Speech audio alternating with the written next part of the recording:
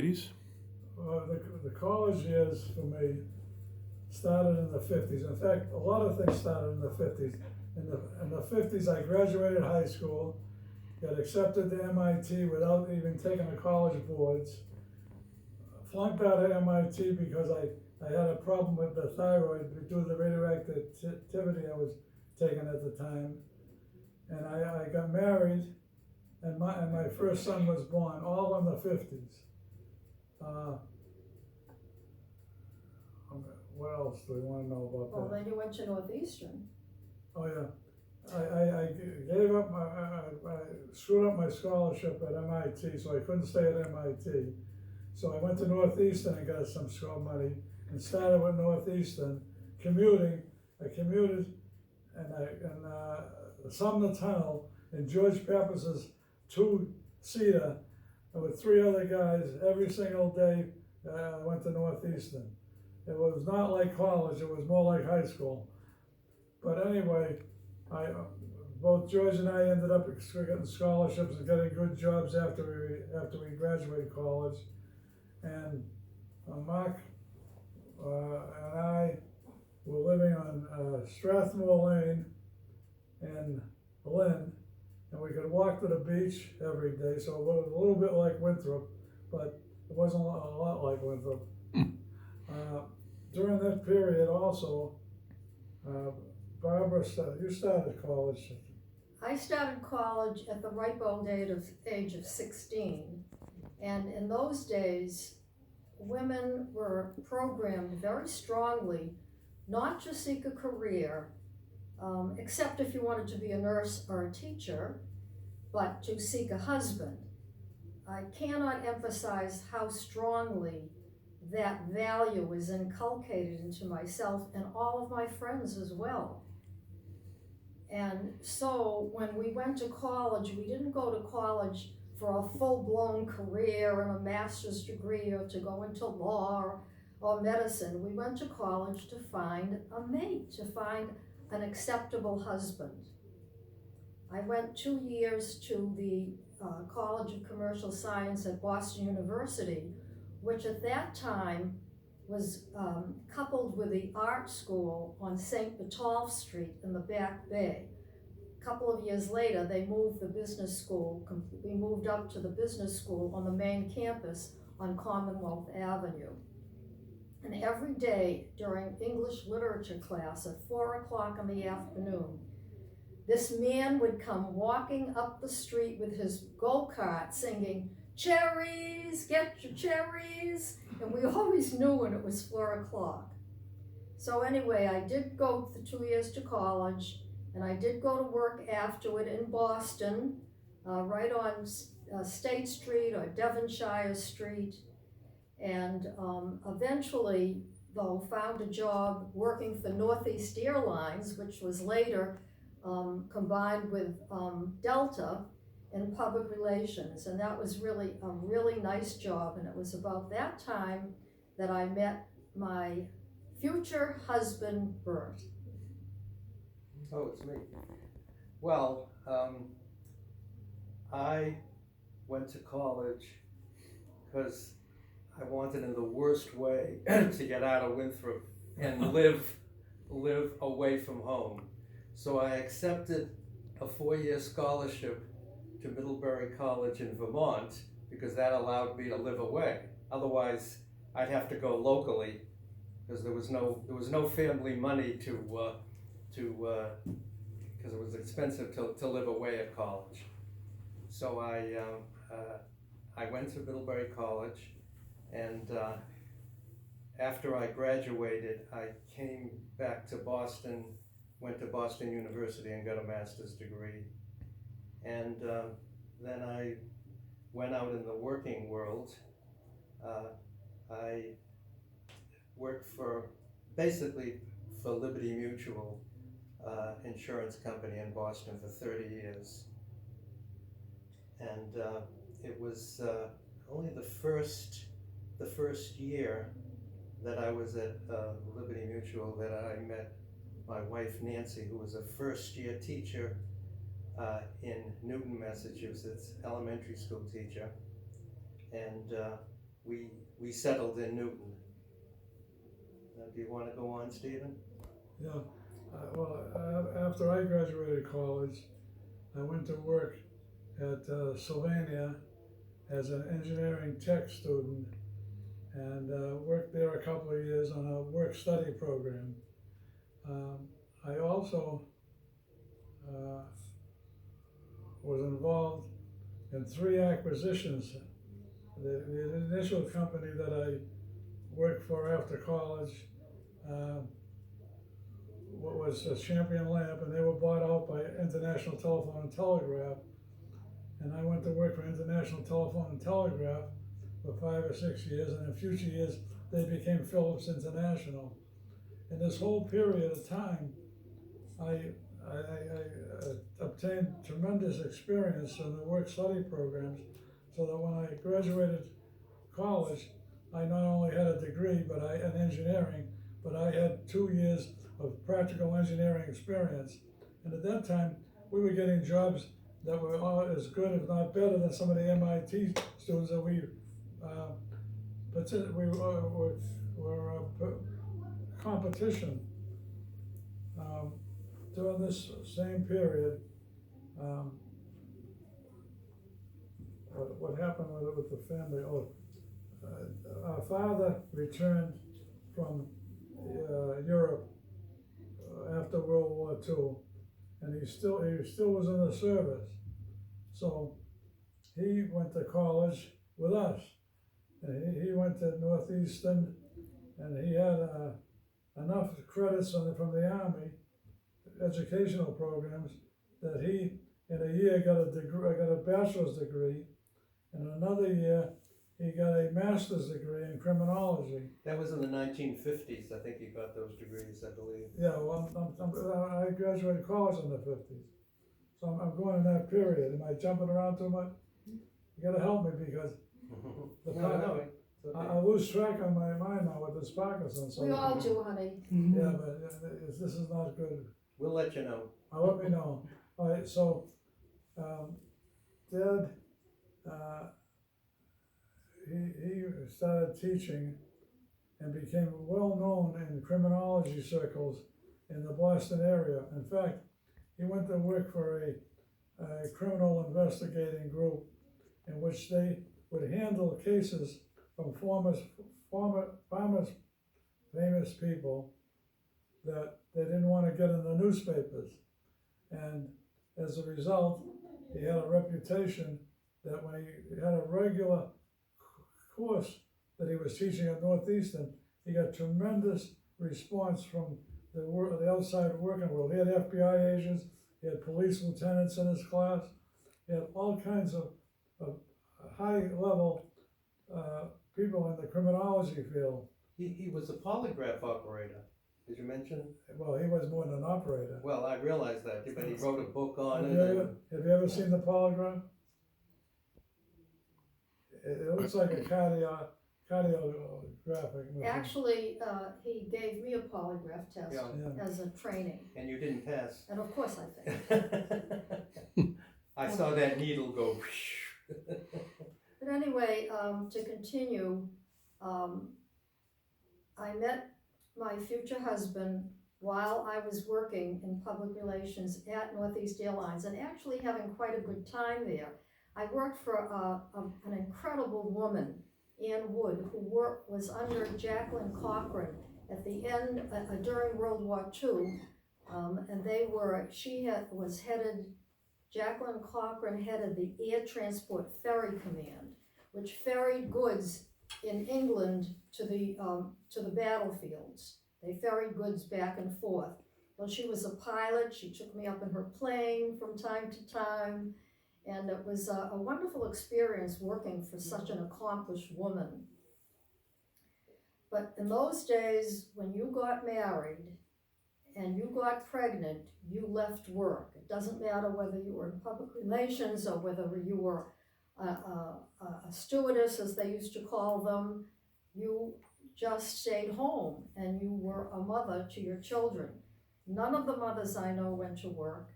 Everybody stayed home and raised their families because that was the ethos of the day. And so it was with us.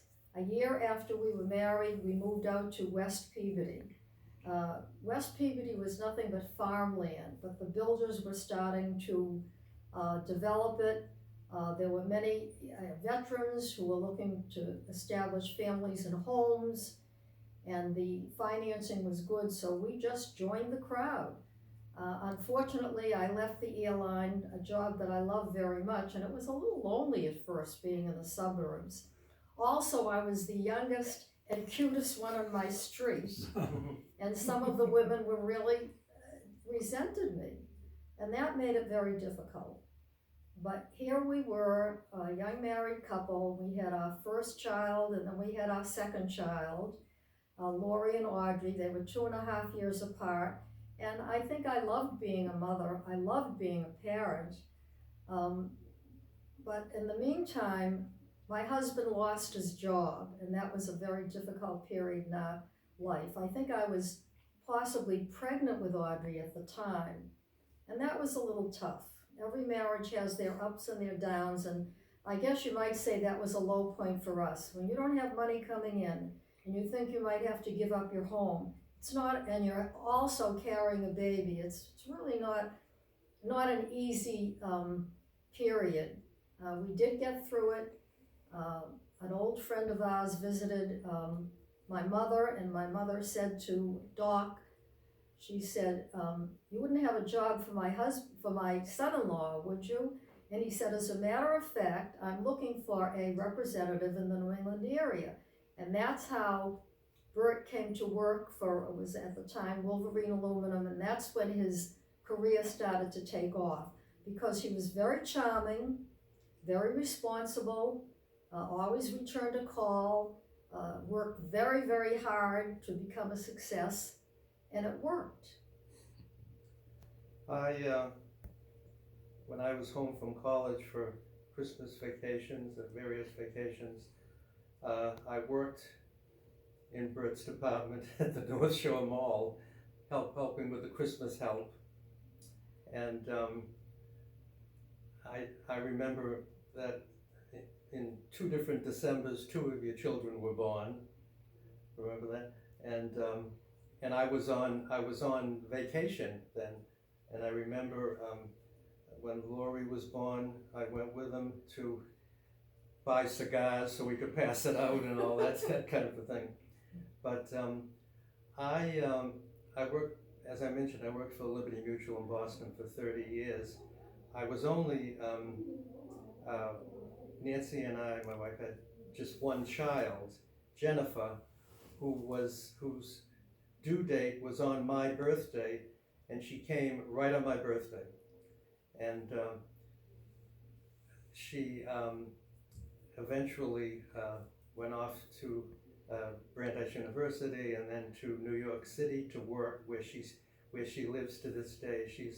She's been there for 25, 26 years, and she called me very recently. I've got some very, very recent news I can tell now. She called me very recently, and she said, you know, Dad, I've been working for over 25 years in New York. And I said, yeah, so? Now, I had only worked 30 years, but still, most people, work longer than that.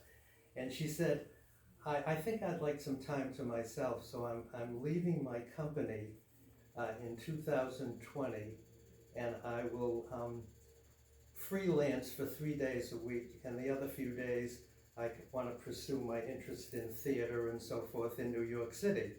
So, and that is what she will do in another few months. And but in the meantime, she became the head creative director of her company, and which was a very demanding job. It's really a 7-day-a-week job.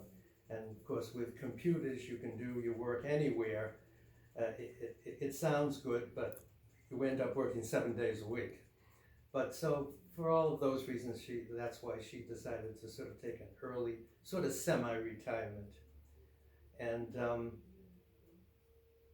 unfortunately, my wife Nancy got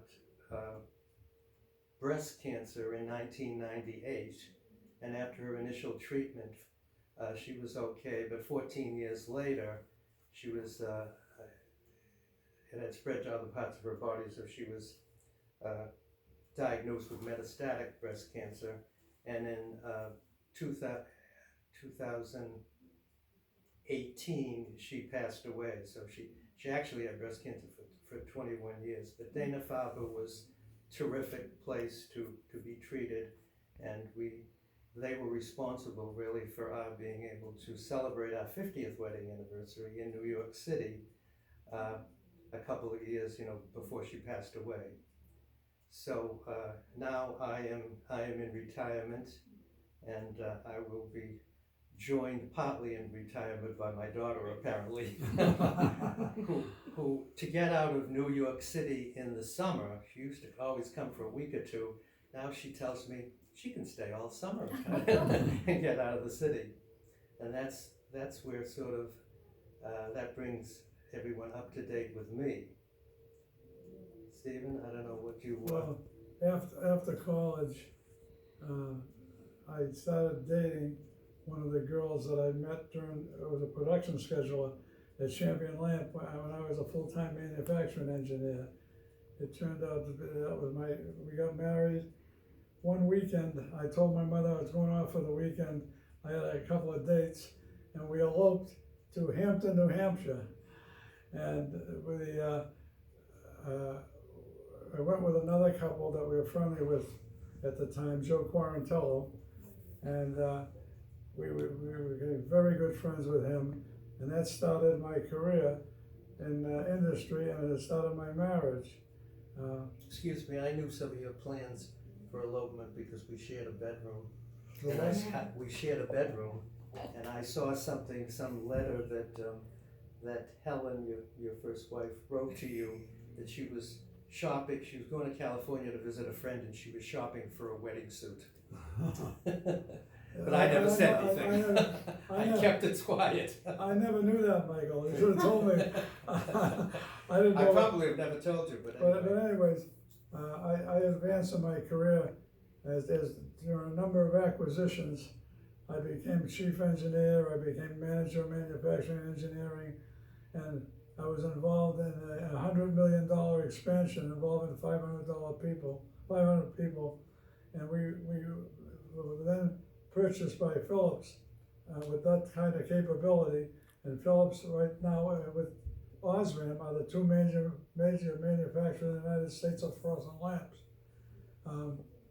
During this period, Helen had a stroke, and we really didn't know a lot of things about people having strokes, but we found out that there was some knowledge, and we found a unit at the Beth Israel Hospital that was specializing in this, and as a result, we decided that we were going to try to continue working because she felt a little bit better. We did work a lot of years, and they had about 30 years in that operation, and I decided that she was handicapped with a stroke when she was 51 years old, and I decided that she was not going to live. Dr. told me she's not going to live to 65. She had too many things wrong with her. So we decided that we'd try doing things around that we would have done in retirement, because we didn't have a good retirement coming up while we were still working. So every nickel I spent went into setting up programs, trips, Europe, trips to Japan, and try to make things as easy as we can for her. We did England and London one time, where I talked to this tour guide, and we actually had her set up in the front of the bus next to where he was teaching us about the history of England, and made sure that she got off the bus first, and every single stop we had a first floor room. Well, this went on for a few years, and she finally died in 89. 89, and I was left alone at the time. I couldn't boil an egg at that time. You still can't. I still can't. But we worked a number of problems through, and finally decided that I was going to continue, and would have to see where my life was going, because I never really left alone, and I never really could do anything. So we had about 2 years of being single, and then Tracy was still living home then. Tracy was living home part-time. She was living in Oklahoma at the time she was married. And as a matter of fact, I'll tell you a story I about. think that was before that she was married, Yeah, when yes, Helen passed away. She was 21. Yeah, she was. Yeah, I she remember because She was single, yeah. she was 22. Anyway, great. Tracy was living with me, and we were getting along halfway decent. And we decided that we were going to try to do something. To try to decide if we should I should retire early and she should retire to enjoy what she had left. So anyway, we did go to Florida to try to work things out. We owned a couple of condos at the time, and on the way back from Florida, she had a stroke, and she passed away in a small hospital outside of Baltimore.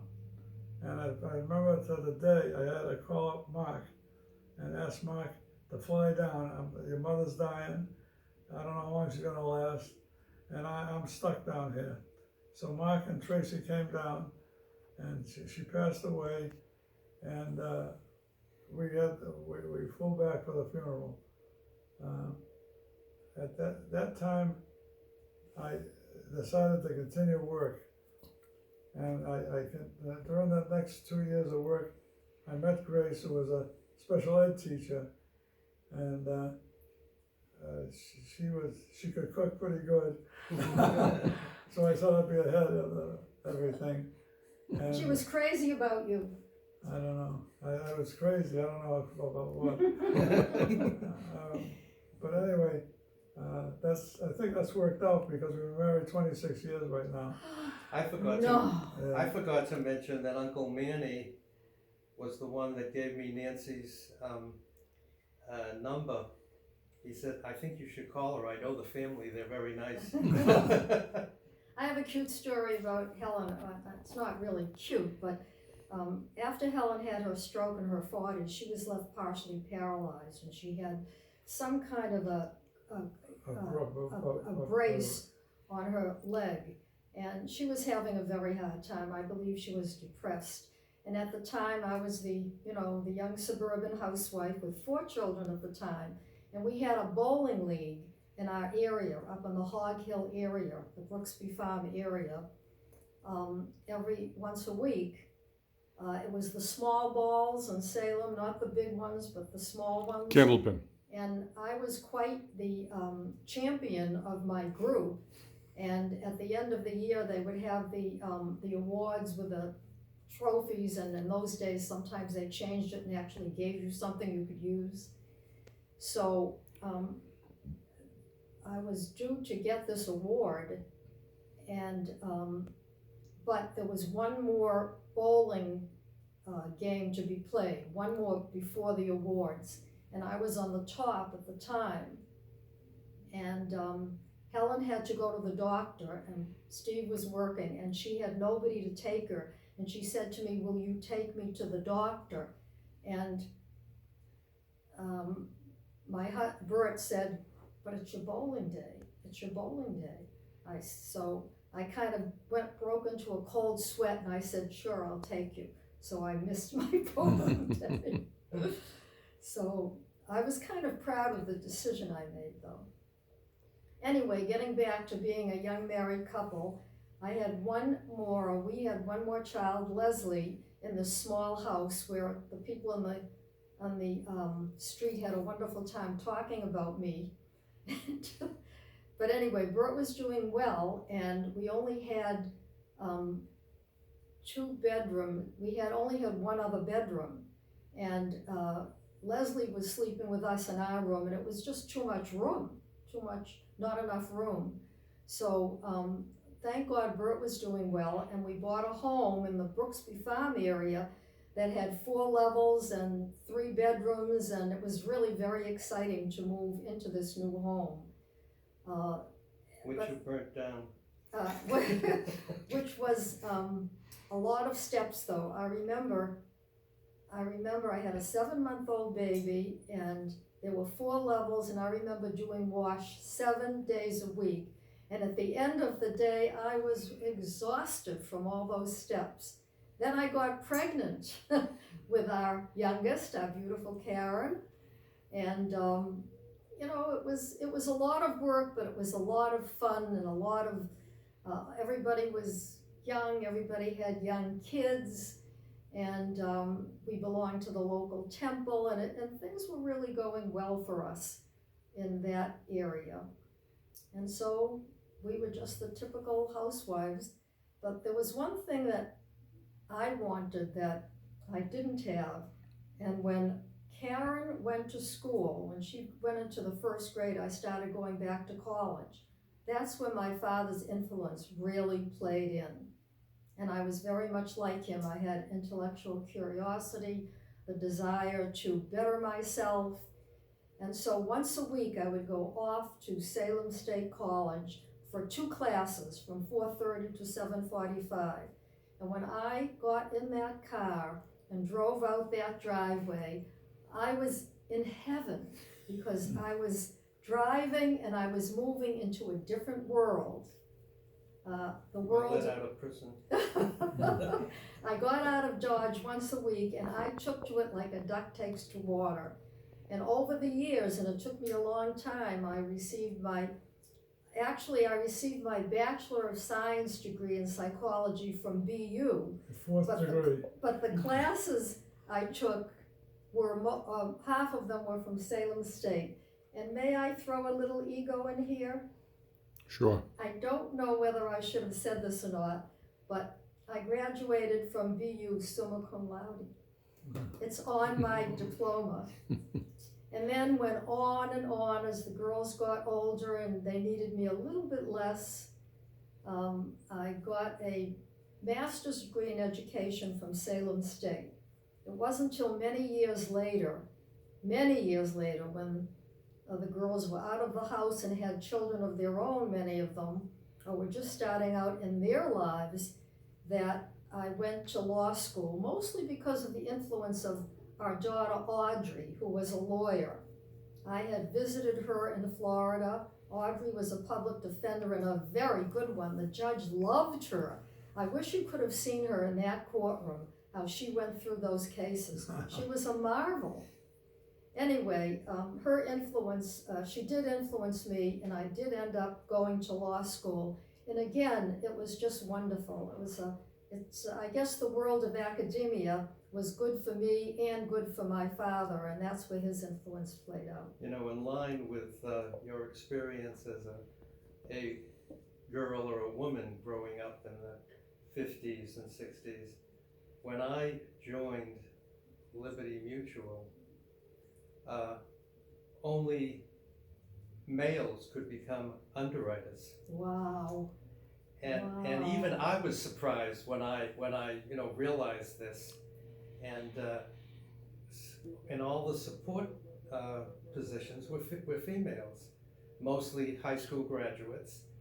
Some who later on, as the years went by, did become underwriters, but at the time they couldn't become underwriters. What year was that?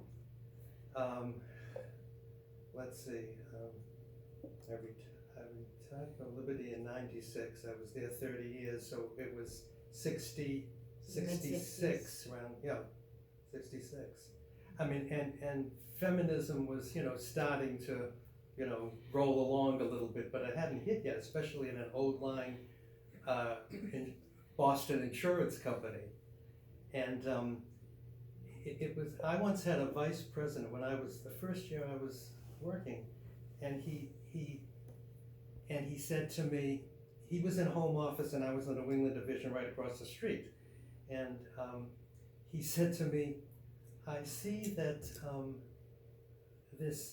they allowed the first woman to become an underwriter. She was a college graduate. And he said to me, I see that Mary has lunch with the male underwriters. He actually said that to me. I mean, she was becoming an underwriter herself. And so there was that division between the old line, men that were used to only dealing with men in certain positions, and women had to have subservient positions, actually. I always thought that my mother, who was a marvelous legal secretary and knew a lot about the law, actually she knew more than the interns that came into her law office. I always told her that if she were born in a different generation, she would have become a lawyer. I have a cute story to tell about Lauren. One time you and Who's Lauren? You gonna identify her? you and I forget your first. What's your first wife's name? Linda. You and Linda and the girls and your family came over, and your kids were very, very little. Lauren was 3 years old, and she was actually first cousins to our children, but our children were teenagers, and she couldn't quite understand this because they were older. And so she said, tell me about your family. I'd like to understand where everyone fits in. This is a 3-year-old. And she continued to ask the most intelligent questions. And I said to Mark, I said, she's going to grow up and she's going to become a lawyer. So I thought that she might appreciate it. And lo and behold, she is a lawyer. And she was. She asked me about family history at one of your bar mitzvahs. I remember she was the only person that's ever come up to me, and I was probably meeting her for the first time. And so I told her what little I knew, because I was doing some genealogy, which unfortunately I had to drop when my wife got sick. But she's apparently been interested in that for many years. I hope people realize as they go through this chronicle of our family, that this family started with myself at 12 years old with a thyroidectomy of my very serious thyroidectomy, and the attending nurse at my bedside after this operation was Adele. She actually took time off from her job and stayed with me in this operation, recovery from this operation. And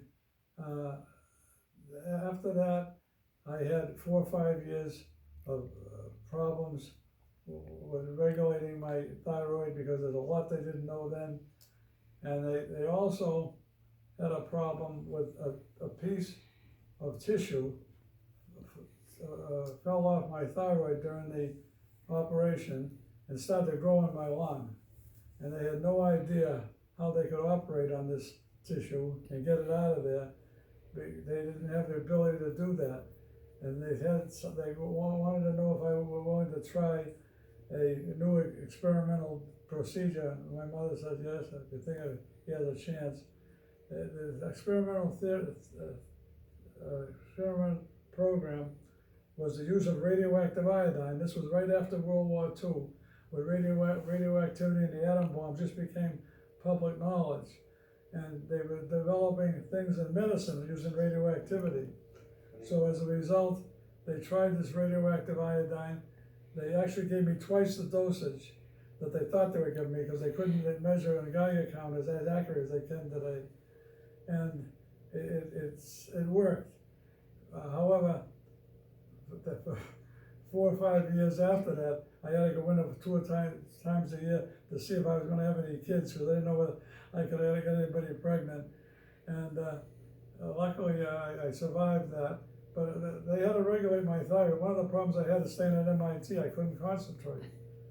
I couldn't concentrate because the thyroid controls so many things in your system that you have to regulate it to have a good operating thyroid gland. So anyway, survived that. In later years, we lost Linda, which was a great tragedy. But Mark and Linda left 3 of the greatest kids around, and kids that grandparents can be very proud of. And after Mark lost Linda, I lost Helen, and then I had a triple bypass. I had coronary artery disease. I had a colon removed, a section of my colon removed, and I had a thyroid condition, and now I have Parkinson's. Parkinson's disease. But through this whole period, the family stayed together, helped each other out, and turned a lot of tragedy into a lot of good things. We never could wipe out the tragedy, but we stood strong as a family, and we can be very proud of what we did. I don't think we mentioned how old the 3 of us are now. I'm 82. And next month I'll be 80. I stopped counting at 85. I feel the same way that Stephen feels, that especially in this day and age with so many families not staying together and so many children being compromised in that way, that to have a family that is as solid as ours, I can only just think that it's a reflection of what we were as parents and the effort and love that we put in. Because in the last analysis, it's all about love. And I'm very proud of all of our girls. I had a serious back operation just several years ago, maybe 3 years ago, 2 years ago, I forget. And all of them came to the hospital before my operation, stayed the whole 6 hours, and were there when I woke up. Every one of them. That's the kind of love and feeling and caring that every parent would like to see. And it's not lost on us. I suppose I should mention something about my infirmities, since the 2 of you mentioned yours. But while my wife Nancy was being treated for metastatic breast cancer and having all her treatments on the 9th floor at Dana-Farber in Boston, I came down with something called follicular lymphoma, which is a very lazy form of blood cancer, actually. And I had to report to the 8th floor. And the nurses there, who we knew so well because we went there year after year, were very amused that we both had the same, we both were treated